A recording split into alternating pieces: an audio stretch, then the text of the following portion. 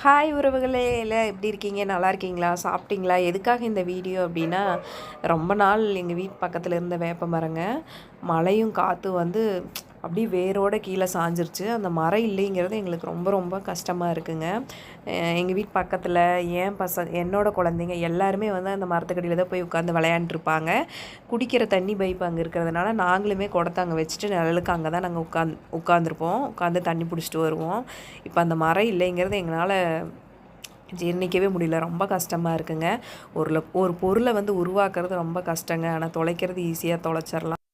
அந்த மரம் விழுகும்போது கூட யாருக்கும் எந்த ஆபத்து இல்லாமல் தாங்க விழுந்திருக்கு. யாருமே இல்லை அந்த மரம் விழுகும்போது. இன்றைக்கின்னு பார்த்து குழந்தைகளும் யாரும் விளையாடலை. தண்ணி பிடிக்கிறதுக்கும் அங்கே நிற்பாங்க எப்போவுமே. யாருமே இல்லைங்க. ரொம்ப கஷ்டமாக இருக்குது இந்த மரம் இல்லைங்கிறது. இந்த வீடியோ உங்களுக்கு பிடிச்சிருந்தா லைக் பண்ணுங்கள், ஷேர் பண்ணுங்கள், கமெண்ட் பண்ணுங்கள். மறக்காமல் சப்ஸ்கிரைப் பண்ணுங்கள். பாய்.